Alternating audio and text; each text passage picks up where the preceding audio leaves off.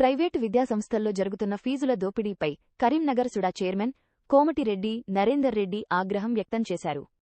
ప్రభుత్వ పాఠశాలల్లో నిష్ణాతులైన ఉపాధ్యాయులు ఉన్నప్పటికీ తల్లిదండ్రులు ప్రైవేటు పాఠశాలల వైపు మొగ్గు చూపడం వారి బలహీనతగా మారిందన్నారు. దీనిని ఆసరాగా చేసుకుని రూ.1,000 విలువైన పుస్తకాలను రూ.7,000కు విక్రయిస్తూ యాజమాన్యాలు కోట్లు గడిస్తున్నాయని విమర్శించారు. నిబంధనలకు విరుద్ధంగా వ్యవహరిస్తున్న పాఠశాలలపై చర్యలు తీసుకోవాలని విద్యాశాఖతో పాటు సంబంధిత అధికారులను ఆదేశించారు. అదేదో వాళ్ళ స్టేటస్ తగ్గినట్లుగా భావన ఏదైతే కలుగుతా ఉందో దాన్ని ఖచ్చితంగా సమాజంలో మనం తొలగించాల్సిన అవసరం.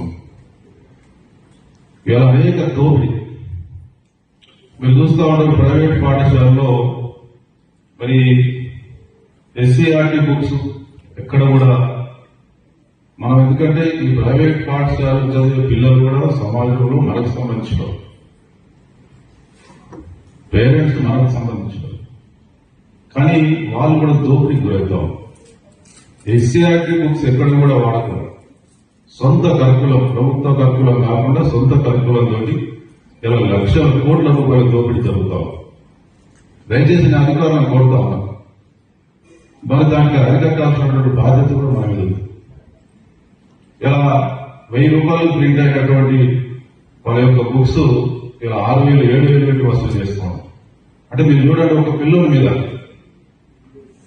1000 రూపాయలు ప్రింట్ అయితే 7,000 రూపాయలు వసూలు చేసి 6,000 అంటే ఒక 1000 మంది, 10,000 మంది, 1000 మంది పిల్లలు ఉంటే ఎన్ని రూపాయల వరకు వసూలు అవుతాం. దయచేసి అధికారులు మీ యొక్క బాధ్యత నిర్వర్తించమని చెప్తాను. ఇష్టారాజ్యంగా ఒక ప్రభుత్వ పాఠశాలే కాదు, ప్రైవేటు పాఠశాలలో కూడా నియంత్రణ చేయాల్సినటువంటి బాధ్యత మనది.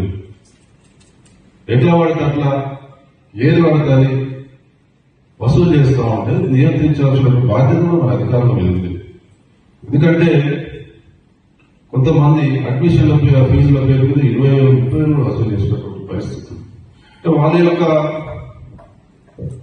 వీక్నెస్, ఫలానా స్కూల్ చదివితేనే మా పిల్లలకి బాగా చదువు వస్తుంది అనేటువంటి వాతావరణం సృష్టించి దాన్ని ఆసరాగా చేసుకుని ఈరోజు కోర్టులు దాటుకుంటున్నటువంటి వారిని ఖచ్చితంగా నియంత్రించాల్సినటువంటి బాధ్యత కూడా మన అధికారులపై ఉంది.